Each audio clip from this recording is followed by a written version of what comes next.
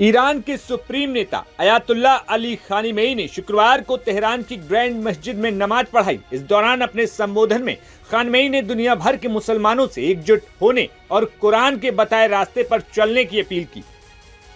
उन्होंने कहा कि अगर मुसलमान अल्लाह के बताए रास्ते पर चलेंगे तो जरूर कामयाब होंगे। इस दौरान उन्होंने कहा कि ईरान में इजराइल को जवाब दिया है और आगे भी जवाब दिया जाएगा।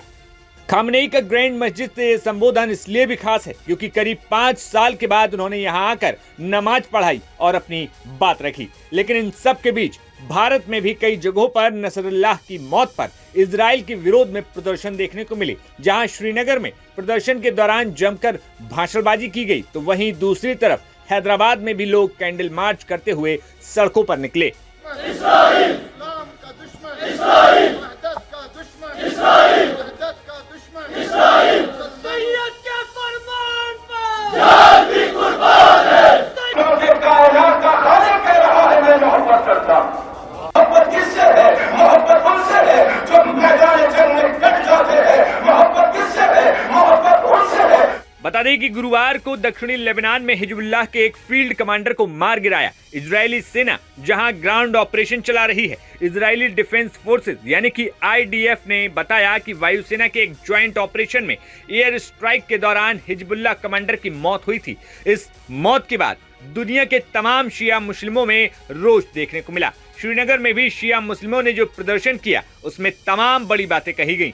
प्रदर्शन में आए धर्म गुरुओं ने कहा कि हम शहीद नसरुल्लाह के मिशन को आगे बढ़ाएंगे और नसरुल्लाह अमन पसंद थे, इसलिए हम अमन के साथ ही अपनी बातों को रखेंगे। बिस्मिल्लाहिर्रहमानिर्रहीम। आज आप ये प्रोटेस्ट देख रहे हैं, एहतजाज देख रहे हैं। नमाज गुजार सब नमाज गुजार जमा हुए हैं, सब मुसलमान जमा हुए हैं। आज ये जो प्रोटेस्ट आप देख रहे हैं, ये एहतजाज जो देख रहे हैं, सब यहाँ मुसलमान जमे हुए हैं जो लुबनान में लीडर रहबर कायद मुकावमत शहीद हुए हैं, उसके खराज अकीदत के लिए हम यहाँ जमा हुए हैं।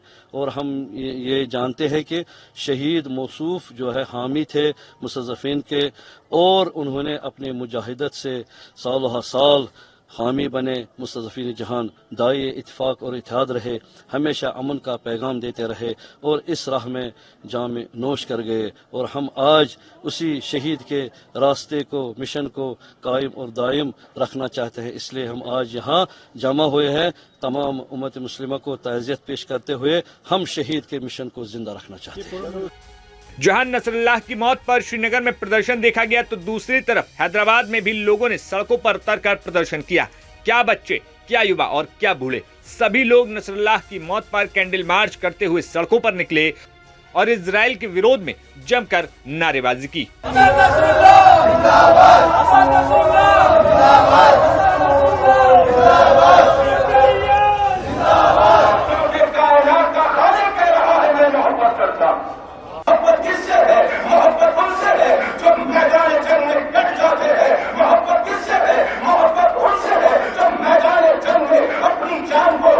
वहीं यहां पर इस्लामिक रिपब्लिकन ऑफ ईरान के महावाणिज्यिक दूतावास से यहां पहुंचे महदी शाखरोखी ने इस मौके पर यहां पर इजराइल को लेकर कई बड़ी बातें कही। Was not a political leader. He was a symbol for resistance, not only for Shia community in Lebanon, but also for Sunni brothers and sisters in Palestine and for Christians who helped them for their sovereignty in Lebanon. Everybody remembers 1982 till 2000 when the Lebanese territory was occupied by Israeli forces, and the movement of Hezbollah established on the purpose to defend the territory of Lebanon against this occupation, which of course it has been recognized as a right for those who are under occupation. This leader, who his memory and his past will be remembered in the history, will go down in the history, was assassinated not in a battlefield but in a civilian infrastructures in Lebanon. So the Iranian commander, which was consulting the Lebanese for the betterness of the people of Lebanon, was assassinated in that attack as well. The Iranian leadership showed self-restraint for a long time. The Israelis assassinated so many Iranian scientists, generals, individuals, and leaders. And the Iranian tried to support the Palestinians and Lebanese in a peaceful way. But this attack, which caused the death of Hassan Nasrallah and the Iranian general,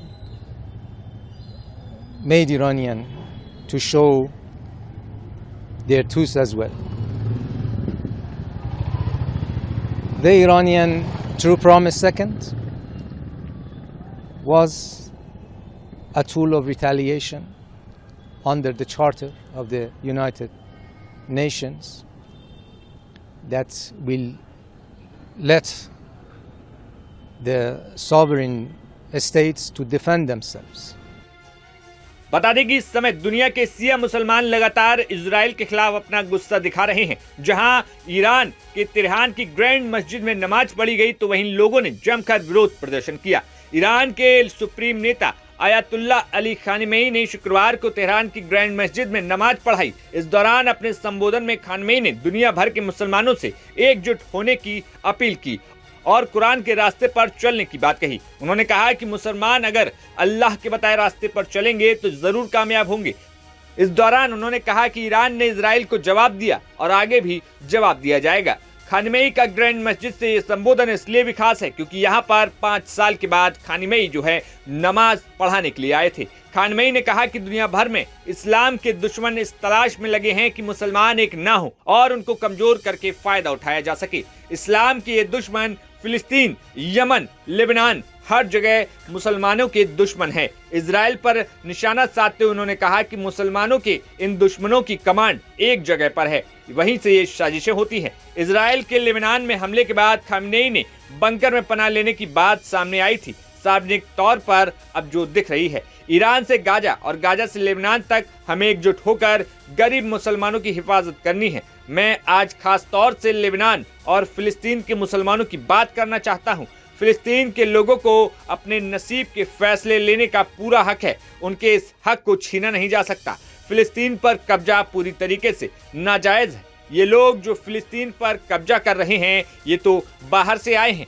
Khamenei ने इस दौरान कहा कि फिलिस्तीन और Lebanon के मुस्लिमों पर जुल्म हो रहा है और ईरान इस नाजुक मौके पर लेबनान और फिलिस्तीन के लोगों के साथ खड़ा है। ईरान अपने मुस्लिम भाइयों के साथ खड़ा है। ईरान लेबनान और फिलिस्तीन के लिए सब कुछ करेगा। खामेनी ने इस दौरान अरब देशों से भी लेबनान और फिलिस्तीन के लोगों के साथ देने की अपील की है। Bureau report, news nation. News nation अब व्हाट्सएप पर खबरों के ताजा अपडेट के लिए न्यूज नेशन के इस QR कोड को स्कैन करें।